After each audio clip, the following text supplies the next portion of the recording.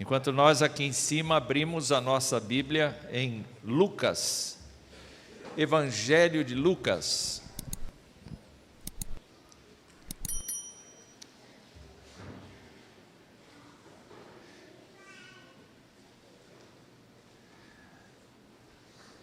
O arquivo se chama A Ressurreição de Jesus Cristo. Lucas capítulo 24, o último capítulo deste Evangelho da Palavra de Deus. Lucas capítulo 24. Os versos de número 44 até 49. Lucas 24, de 44 a 49. A seguir, Jesus lhes disse: são estas as palavras que eu vos falei, estando ainda convosco, importava se cumprisse tudo o que de mim está escrito na lei de Moisés, nos profetas e nos salmos. Então, lhes abriu o entendimento para compreenderem as Escrituras. Até então, eles não tinham esse entendimento. E o trecho continua, ele lhes disse: assim está escrito que o Cristo havia de padecer e ressuscitar dentre os mortos no terceiro dia, e que em seu nome se pregasse arrependimento para a remissão de pecados a todas as nações, começando de Jerusalém. Vós sois testemunhas destas coisas, eis que envio sobre vós a promessa de meu Pai. Permanecei, pois, na cidade, até que do alto sejais revestidos de poder. Meus irmãos, numa festa, é tradicional a gente relembrar o que aconteceu para justificar esta festa. Uma das coisas que marcava o povo de Deus é que Deus determinava que a cada ano o seu povo se reunisse em Jerusalém para festejar aquilo que Deus havia dado. Então nós temos pelo menos 3 festas nacionais que o povo tinha que comparecer em pelo menos uma delas a Jerusalém. Era sagrado que todo ano estas 3 festas deveriam acontecer e naturalmente se deveria lembrar do que aconteceu. A Páscoa dos judeus, especialmente, era celebrada com a lembrança da libertação da escravidão no Egito. Então essa história era contada e recontada muitas vezes. Todos os anos eles lembravam disto. Mas a Páscoa introduz para nós cristãos um fato novo, que é o fato de Jesus Cristo ter ido à cruz para servir de Cordeiro de Deus que tira o pecado do mundo.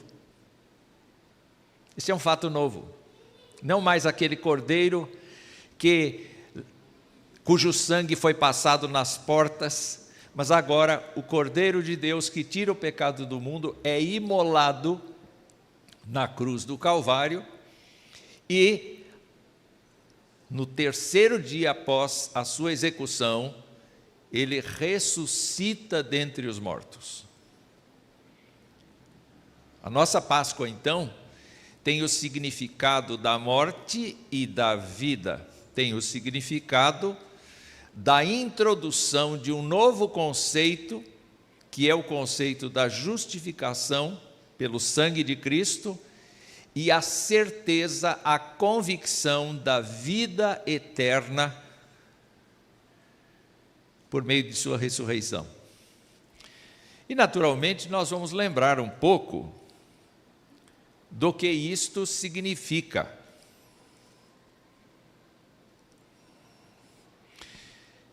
E eu queria então começar pensando com vocês a respeito deste ponto.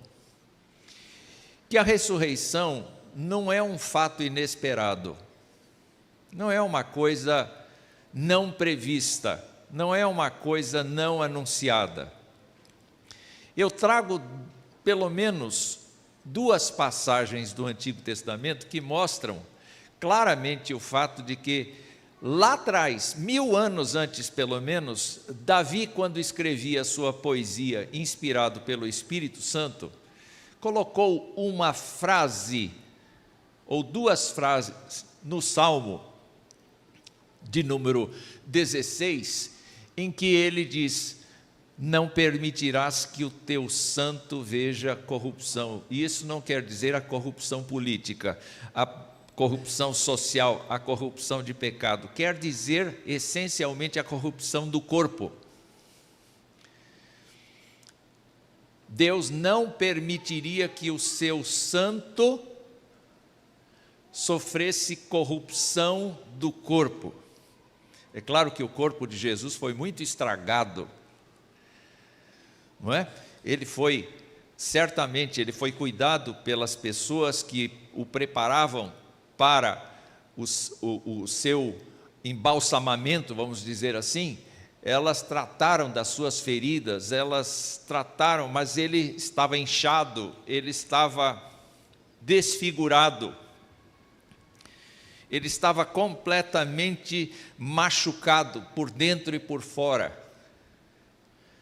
Então o seu corpo estava estranho, triste.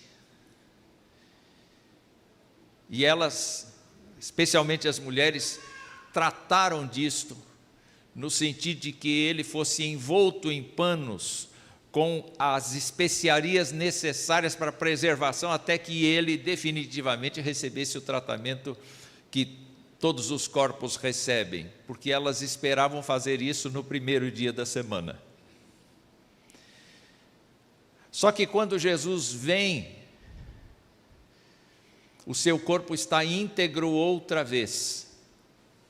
As únicas referências que se tem do sofrimento que ele passou são as marcas nos pulsos e nos pés. É assim, inclusive, que ele é identificado por Tomé. Porque a Bíblia fala que Tomé disse assim: olha, se eu não vir Jesus, eu não acredito que ele ressuscitou.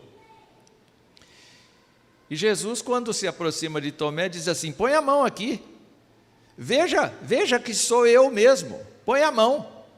Essas marcas ficaram para sempre. Jesus Cristo está com essas cicatrizes hoje,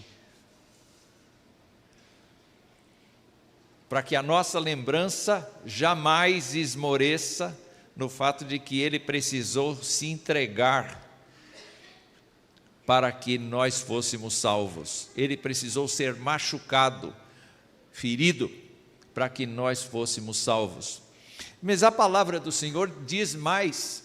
Ela diz em Isaías que o Senhor, o servo sofredor, não apenas morreria, mas depois de morrer, diz, ele verá a sua posteridade e prolongará os seus dias. Ou seja, como é que uma pessoa vai morrer e vai prolongar os seus dias? Esta é uma figura que indica que a vida continuaria. Mas o próprio Senhor Jesus Cristo, muitas e muitas vezes, vocês veem o tanto de citações que a gente encontra nos 4 evangelhos, que Jesus Cristo foi avisando, foi dando a dica: gente, nós estamos indo para Jerusalém, e lá em Jerusalém o que vai acontecer é que as autoridades religiosas vão me prender, as autoridades religiosas vão me machucar, vão me julgar injustamente, vão me machucar, vão entregar a minha pessoa aos gentios, aos romanos, e eu vou ser executado. Ele falou isso muitas vezes, e ele falou isso tantas vezes, e para quem quisesse ouvir,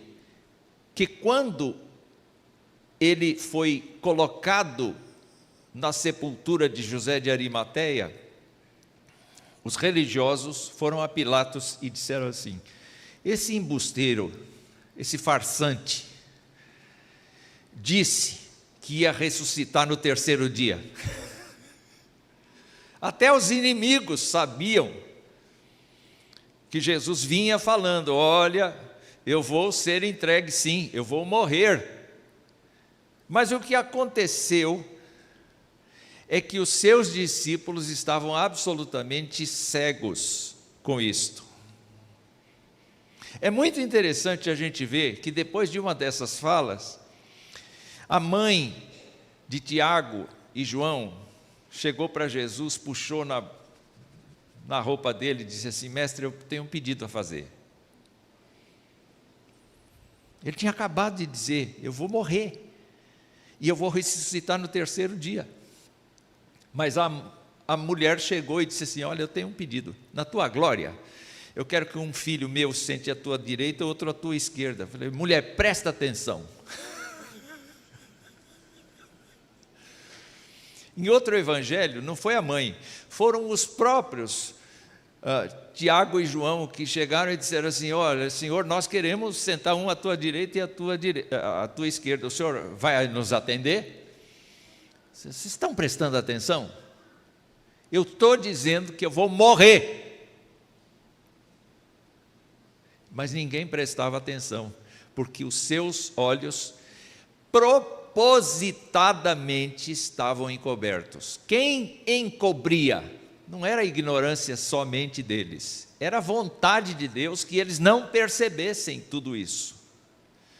E é muito importante nós sabermos que quando Jesus fala uma coisa antes de morrer na cruz, ela é verdade absoluta, porque a ressurreição prova isso. Entenderam?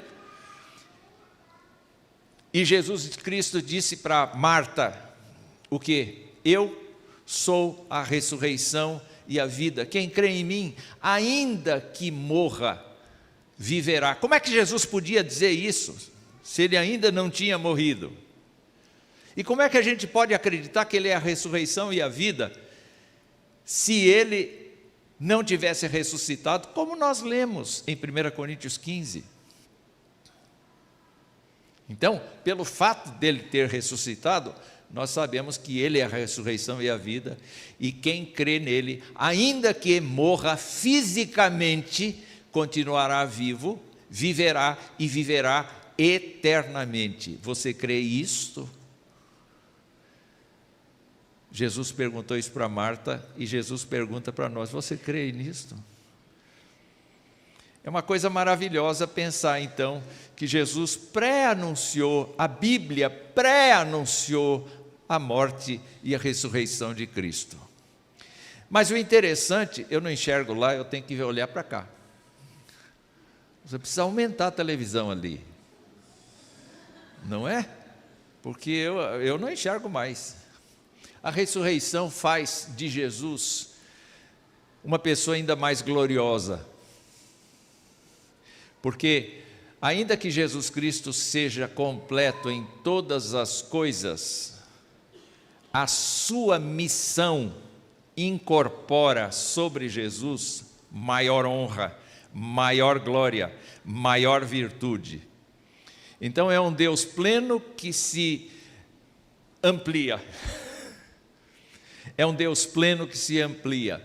Quando nós olhamos para o que a Bíblia descreve a respeito de Jesus antes dele vir à terra, ele pode ser identificado no Antigo Testamento como a pessoa que é filho. Isso está no Salmo 2 e também em Hebreus no capítulo 1.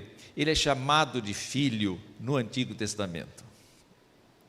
Deus tem um filho, mas ninguém presta atenção nisso, porque a concepção judaica é que Deus não pode se subdividir, não pode subsistir em mais pessoas do que só Deus o Pai.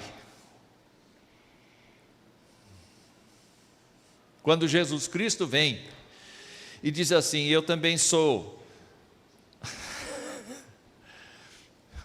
não pode, isso é heresia. Não pode, só tem um Deus. Não, mas o testemunho não é meu, o testemunho é dele. E quando nós olhamos para a descrição que se faz, nós vemos que o apóstolo Paulo dizia assim: Jesus estava mediando a criação toda. E eu acho muito interessante a gente pensar que o Filho de Deus, ainda não conhecido como Jesus Cristo, simplesmente como o Filho, é a pessoa pela qual Deus executou a criação. Ele é o mediador da criação. Nele foram criadas todas as coisas. Então, quando a gente olha para o Filho, lá antes da encarnação, a gente tem que imaginar que o Pai idealiza todas as coisas, o Filho media todas as coisas e o Espírito do Senhor paira sobre a face das águas. A Trindade está trabalhando na criação. E Jesus Cristo é um instrumento pelo qual Deus faz toda a criação acontecer. Então ele está ativo, trabalhando. Nós sabemos pela Escritura que antes da fundação do mundo, Deus já havia, no conselho da sua Santíssima Trindade, estabelecido que o Filho seria encarnado e que ele viveria como um de nós e que ele experimentaria a morte no lugar de nós todos e que ele faria o sacrifício necessário para aplacar a ira de Deus sobre os pecadores, e que ele ressuscitaria no terceiro dia. Então eu acho que na angústia que Jesus Cristo sofreu, um ponto de conforto para o seu coração diante do sofrimento, diante da incredulidade das pessoas e diante da ira do Pai, era justamente o fato de que tudo isso vai passar e eu vou voltar. Porque o sacrifício é muito grande. É tão grande que nenhum homem pode executá-lo no lugar de Cristo. Mas nós encontramos na vida terrena de Jesus Cristo já um desenvolvimento, uma revelação maior da sua pessoa. Uma vez, ele disse uma coisa que insultou os seus ouvintes: quem vê a mim, vê o Pai.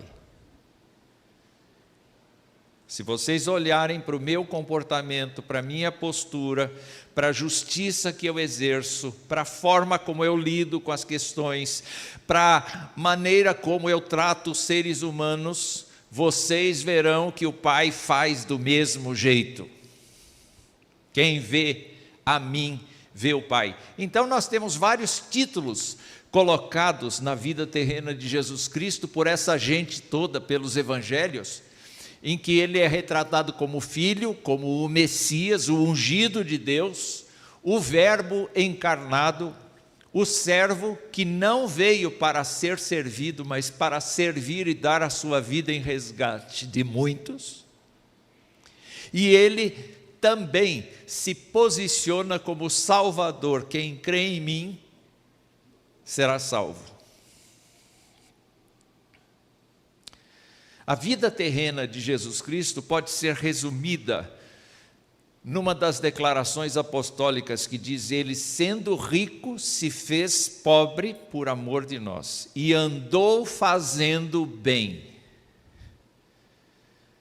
Mas ele já trazia dentro de si este portfólio, porque as Escrituras afirmam, e o credo que nós professamos aqui, afirma claramente, queridos irmãos, que Jesus Cristo era um Deus encarnado homem. Ou seja, a divindade suprema que existe se faz uma criatura. Se identifica com todas as suas criaturas. Sofre com todas as suas criaturas. Quando a gente pensa em Deus o Pai, a gente sabe que Deus o Pai sabe todas as coisas. Ele é onisciente. Mas essa experiência ele não tem. Ele nunca foi homem. Interessante, né?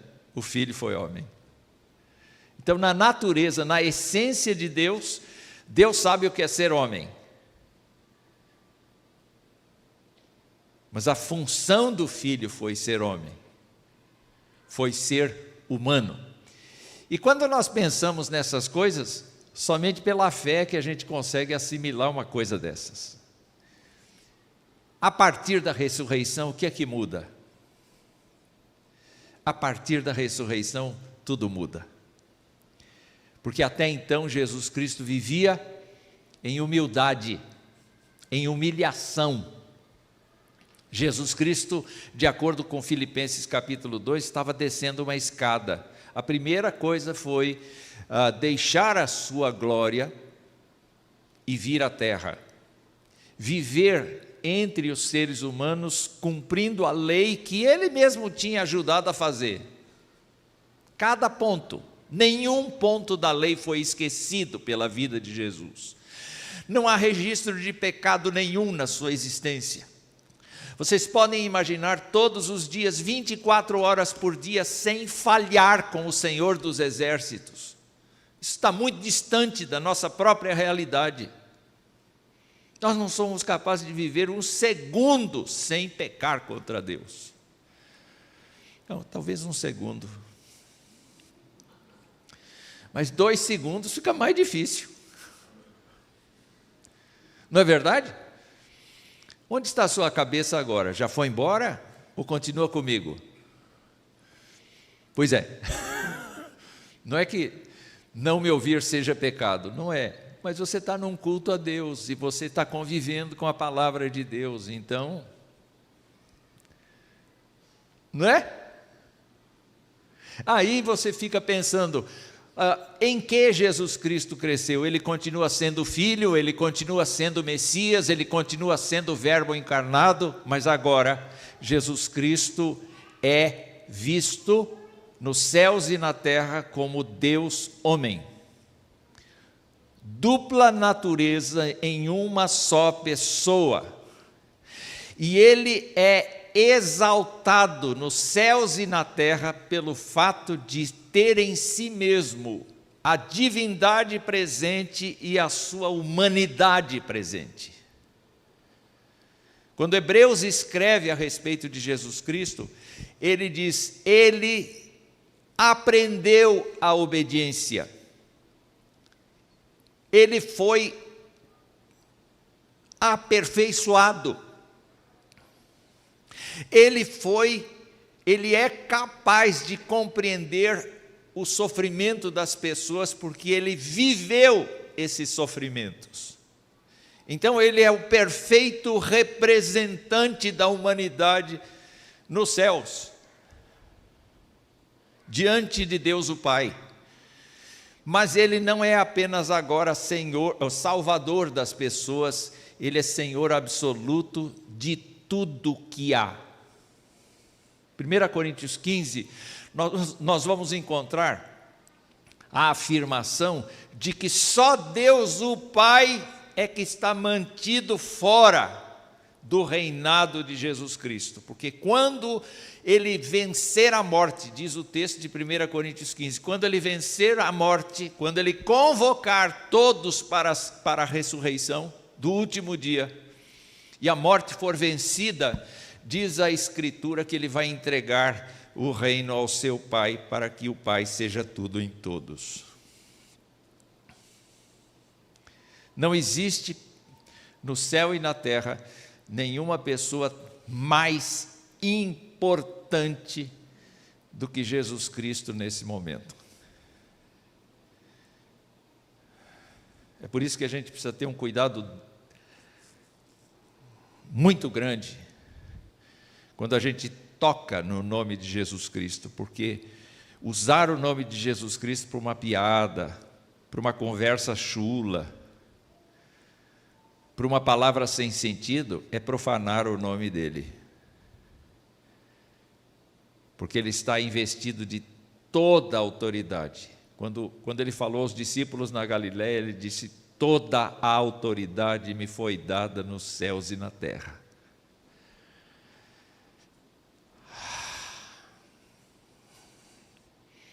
Nós estamos diante de um soberano que nos orgulha muito e que tem misericórdia de nós.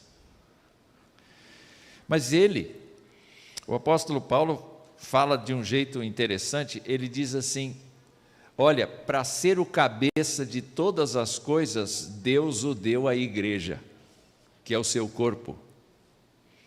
Eu acho interessante que a instância no mundo mais elevada dos seres humanos é a igreja.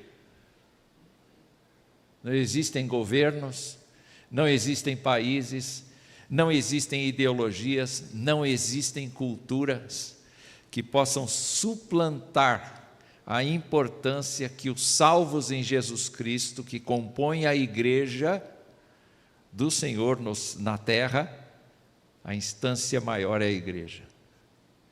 E Jesus Cristo é o seu cabeça, Ele é o soberano sobre, não a organização, mas o organismo dos salvos por toda parte. Então Ele está supremamente honrado, mas a culminância da sua honra vai ser o dia em que Ele chamar vivos e mortos para prestar contas, porque é Ele quem vai julgar todos. Ele vai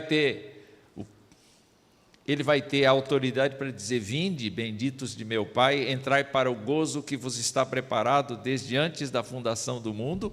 Mas Ele também terá autoridade para dizer: apartai-vos de mim, malditos, para o fogo eterno preparado para o diabo e seus anjos. É esse Jesus que a gente adora, não é o Jesus da cruz só. É o Jesus que suportou a cruz, mas é o Jesus que suplantou a cruz e suplantou a morte. É o Jesus todo-poderoso, que, no entanto, permanece com a nossa natureza humana, com o corpo glorificado, porque esta é a forma de dizer: crentes em Cristo que confessam o seu nome verdadeiramente terão corpo semelhante ao meu. Não o poder, mas o corpo semelhante ao meu. Só pela fé. Só pela fé.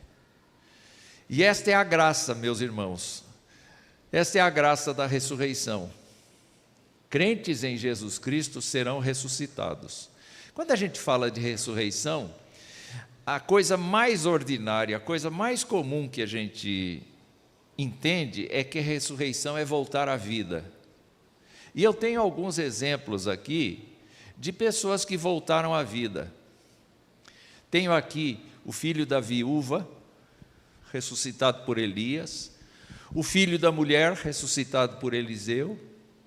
Lembro aqui do filho da viúva de Naim, lembro da filha de Jairo, lembro de Lázaro, lembro daquele rapazinho que ouviu Paulo e pegou no sono e caiu e quebrou o pescoço, sei lá o que ele fez lá. Ele caiu do 3º andar e voltou à vida. Lembro de Pedro com Dorcas.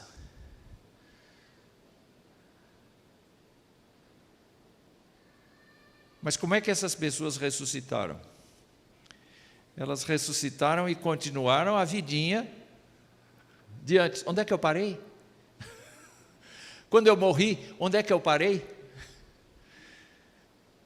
e tiveram que confessar seus pecados outra vez, e tiveram que vencer as tentações outra vez, e tiveram que experimentar outra vez a morte física. Ai, aquele negócio está vindo outra vez. Eu já tive uma vez isso na minha vida, agora eu vou morrer de novo. Por que essas coisas foram feitas no tempo dos profetas e no tempo de Jesus e dos apóstolos? Simplesmente pelo fato de mostrar que Deus não tem nenhum problema com a morte. Para Ele não tem problema com a morte. Os saduceus viviam tentando Jesus com essa história porque eles não criam na ressurreição. E um dia Jesus Cristo disparou essa: Deus não é Deus de mortos, Deus é Deus de vivos. Para ele, Abraão está vivo. Para ele, Adão está vivo. Para ele, você está vivo. Para ele, aqueles que nos deixaram, nossos pais, nossos ancestrais, estão vivos. A morte é um problema para a gente, não para ele. Nunca foi. Nunca foi. E Jesus Cristo provou isso na prática. Olha, saiam todos daqui, a menina não está morta. Quá, quá, quá, quá, quá.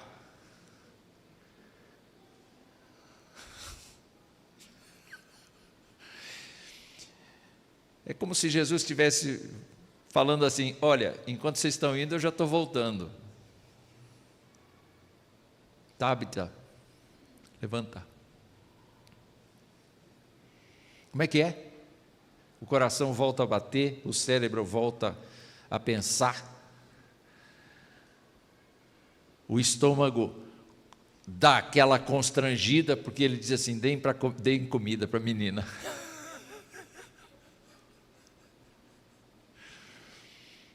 Ele simplesmente trafega. Deus não depende da morte. O que Ele fez, e isso Ele fez. Quando nossos pais pecaram, Ele disse assim: você é pó, e ao pó você vai voltar. E nós não escapamos dessa sentença. Todo mundo aqui é uma digna figura que vai voltar ao pó. Pó. Anderson, pó.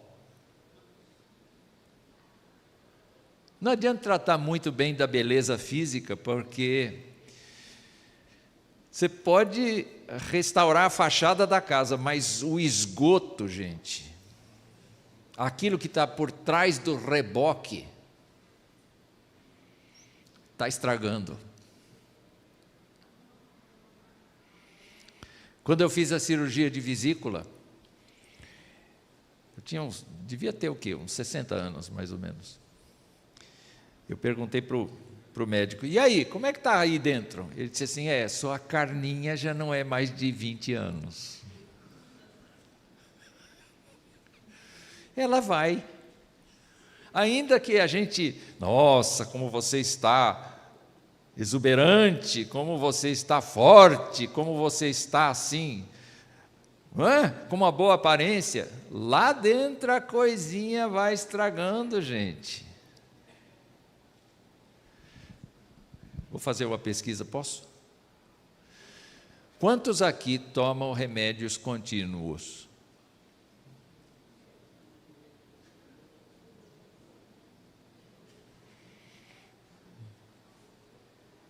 Não é para curar, né? É para segurar o que tem, não é? Mas quando nós pensamos na ressurreição que Jesus Cristo falou, essa ressurreição é a diferente da ressurreição que a Marta pensava quando falou com Jesus. A Marta pensava assim: todo mundo vai ressuscitar no último dia para ser julgado. Então é assim, você vai ser ressuscitado e você vai vai para Deus ou vai para longe de Deus. É assim, não entrava em detalhes.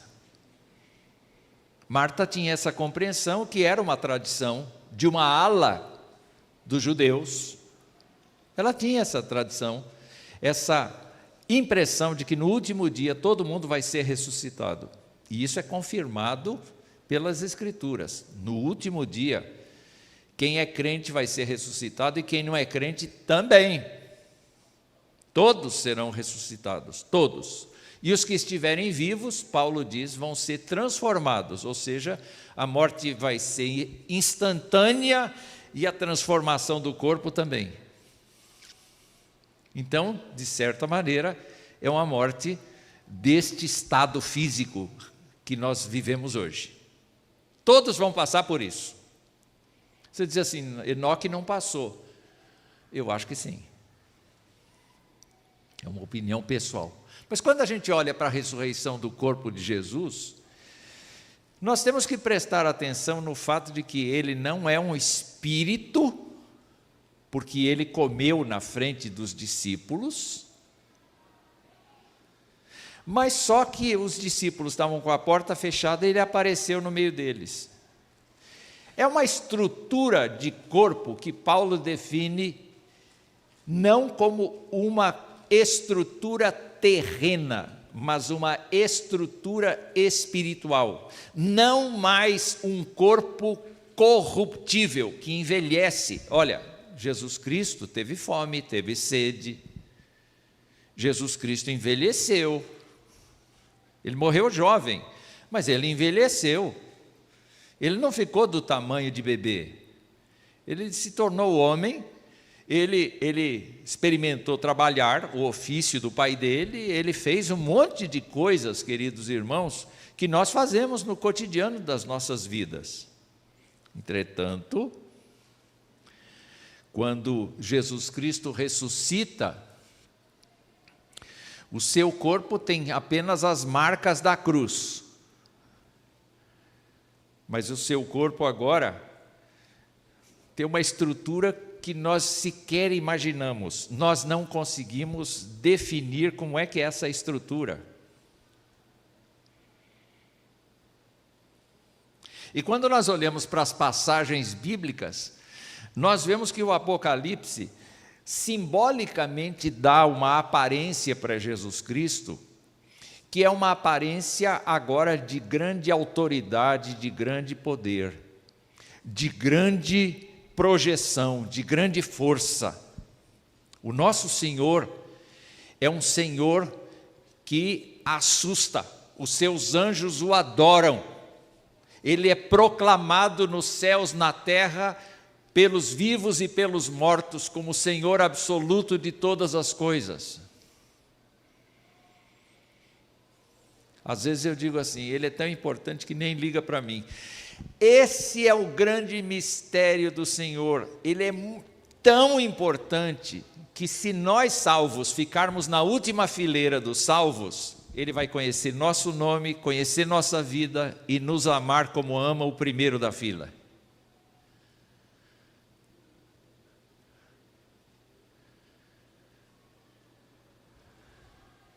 Ao mesmo tempo que Ele é todo poderoso e lida com muitos assuntos, Ele lida com a nossa vida. E Ele nos ama. E Ele nos leva todo o tempo para o trono da graça do Senhor. Só que Ele está chamado pelo apóstolo Paulo como o primogênito dentre os mortos. Ou seja, Ele é o primeiro da espécie nova. Ele é o primeiro dessa espécie nova. Quem serão os integrantes dessa espécie nova? Os salvos em Jesus Cristo vão ser integrantes. João, quando fala nas suas cartas, diz que nós seremos semelhantes. O apóstolo Paulo tem a mesma esperança. Nós vamos ter o corpo do mesmo tipo que Jesus Cristo tem. Só que, eu lamento dizer, não vai haver casamento, não vai haver necessidade de reprodução, não vai haver, nós seremos autônomos, não é? Então, como disse o reverendo Mauro Sérgio Aiello, da igreja de Mogi das Cruzes, ele disse assim: olha, aproveite bem o seu casamento, porque é só agora, lá não vai ter. Então curta bem o seu casamento, viva bem a sua vida de casado, faça o melhor que você pode para a felicidade da sua família, agora, porque depois não vai ter. Depois não vai ter. Então, o que é a ressurreição de Jesus Cristo? O pastor disse que Jesus Cristo, como é que o senhor falou? O senhor usou tanto a morte, que eu me perdi na morte.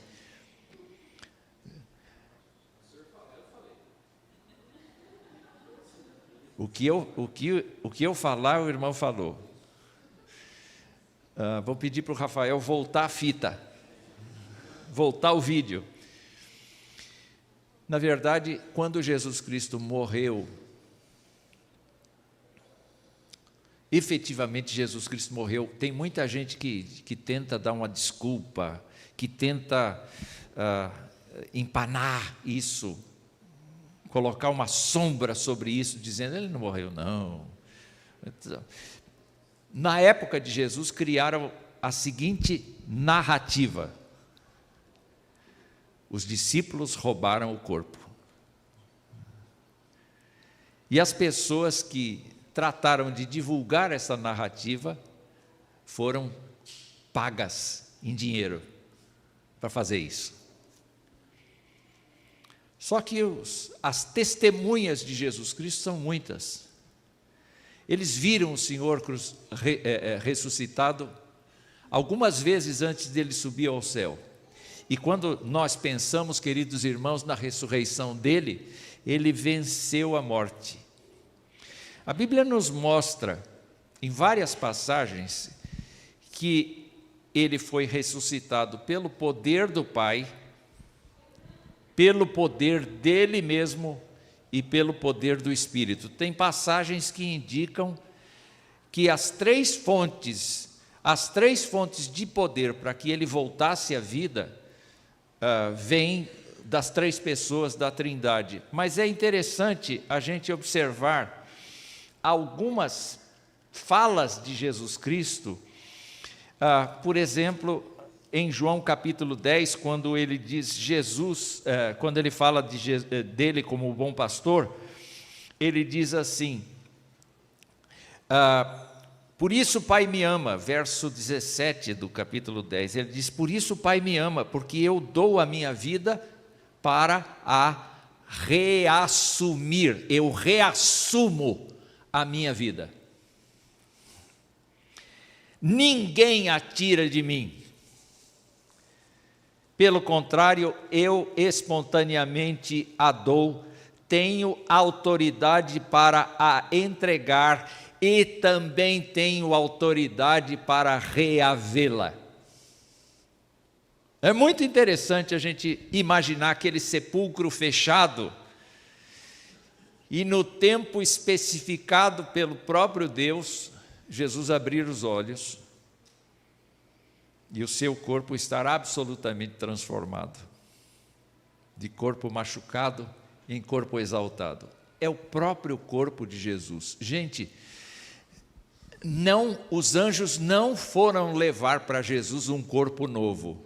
Vamos trocar o seu corpo porque esse está muito ruim, esse está precisando de retífica, esse está precisando de uma revisão dos 100 mil quilômetros. Nada disso. O que a Bíblia fala é que a transformação aconteceu ali. O que ela mostra é isso, porque ele sai dali. E é interessante pensar o seguinte: quem foi que removeu a pedra? Considerando que Jesus entrou no ambiente dos apóstolos quando eles estavam fechados, ele precisava remover a pedra para sair?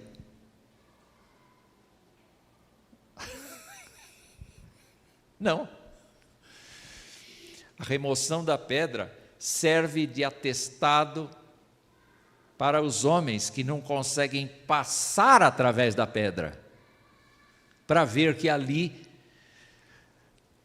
os panos estão sobre o leito da morte e o pano que cobria a cabeça está dobrado. Eu fico pensando nessas coisas, vou deixar aqui bem cuidadinho e sair daqui. Eu sou um tolo. Mas eu fico pensando na alegria de Jesus, no louvor de Jesus para com o Pai, na exultação do Senhor Jesus, que a obra toda agora está pronta, porque a ressurreição é a chave final de tudo, porque pela ressurreição Jesus prova que justifica os pecadores. Pela ressurreição ele prova que ele vai ressuscitar o salvo verdadeiramente, no mesmo jeito que ele é ressuscitado. E ele disse lá atrás: todo aquele que o Pai me dá, esse virá a mim, e o que vem a mim de modo nenhum lançarei fora. Pelo contrário, eu o ressuscitarei no último dia. Eu queria que nós tivéssemos essa esperança, meus irmãos, e eu chego no meu último ponto, que é: a ressurreição é parte vital da proclamação do Evangelho. Quando você fala com alguém a respeito de Jesus, você deve copiar o estilo da igreja primitiva. Você fala: Jesus morreu na cruz no seu lugar e ressuscitou dentre os mortos, para garantir a vida eterna. Esse é o conteúdo da mensagem integral. Quando a gente diz assim: Jesus morreu na cruz para te salvar, isso é parte da mensagem. Isso é só parte da mensagem. Quando o apóstolo Paulo estava falando em Atenas, quando chegou no ponto de que ele trouxe à luz a ideia da ressurreição, as pessoas disseram: bom, você falou em ressurreição, agora para. Não queremos ouvir mais. Vamos te ouvir em outra hora. Isso aconteceu com Agripa também. Para. Mas nós temos que dizer para o mundo. E o que nós temos que lembrar quando nós falamos do Evangelho para as pessoas? Isso está escrito no texto que nós lemos hoje, 1 Coríntios 15, de 1 a 4. Primeiramente, vos entreguei o que recebi, que Jesus Cristo foi morto e que ressuscitou ao terceiro dia. Então, quando olhamos para isto, meus irmãos, nós temos que pregar, melhor aqui, que todos pecaram. Você é um pecador. Essa é a mensagem que nós temos que dizer. Você está em falta diante de Deus. Você pode ser uma boa pessoa, você pode ser uma pessoa gentil, você pode ser uma pessoa estimada pela sociedade, mas você é uma pessoa que está em dívida com Deus. E o pagamento por isso é a morte. Você precisa saber disto. As pessoas precisam saber disto. Que elas estão com o tempo muito curto na sua existência e elas precisam resolver o seu problema com Deus. A outra coisa que nós encontramos aqui no Evangelho é que a morte de Cristo na cruz foi necessária, porque nenhum de nós é suficiente para pagar os seus pecados. Então, quando olhamos para a palavra de Deus, isso precisa ser dito. No século 21, nós precisamos dizer que as pessoas são pecadoras e que a única pessoa que pode libertá-las é Cristo.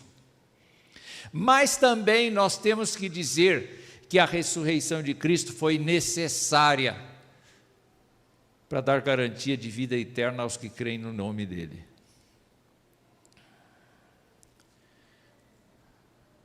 Então, o crente sente o incômodo da morte, porque isso é inevitável. Nós nos tratamos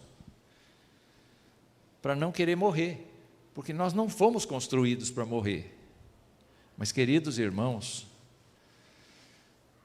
quando nós sabemos quando nós sabemos, com toda certeza,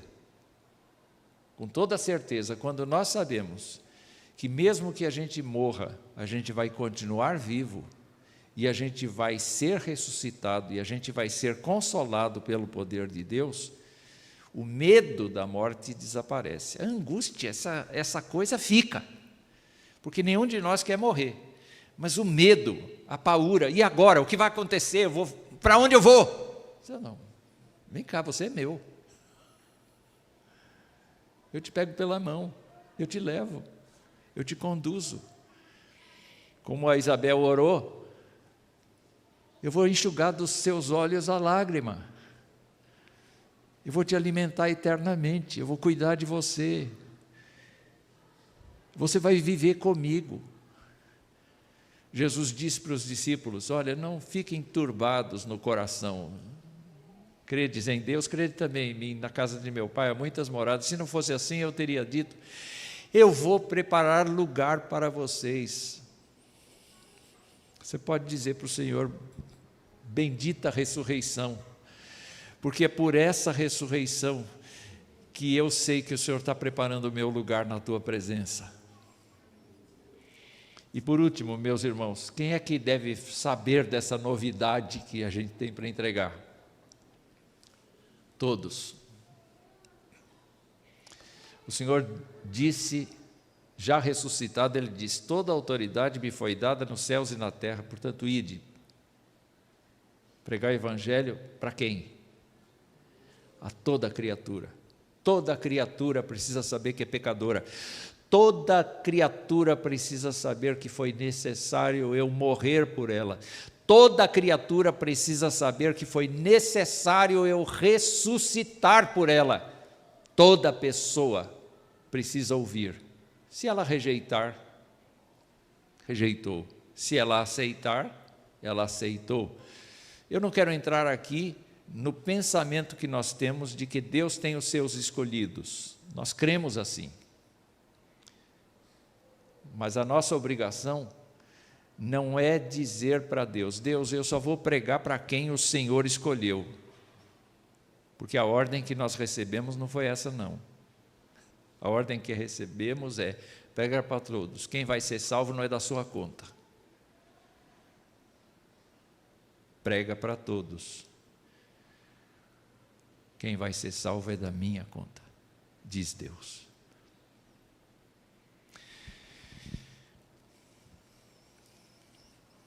Que, meus irmãos, assim como aconteceu com os discípulos naquele dia, então lhes abriu o entendimento das Escrituras,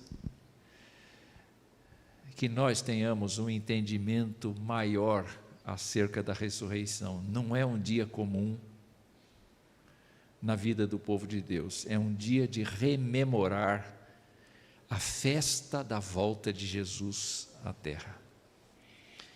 E a última coisa que eu tenho a dizer é que Ele vai voltar. E isso deve trazer para o crente alegria, não paura. Ai, meu Deus, eu estou em tanta dívida com o meu Senhor, que seria bom Ele não voltar. Ainda não. Não faça isso. Como nós tivemos aqui na visita do reverendo Ronaldo. Ele incluiu na bênção apostólica Maranata. Ora vem, Senhor Jesus. Porque o nosso Senhor está vivo. O nosso Senhor está vivo. Porque Ele vive, nós podemos crer no amanhã.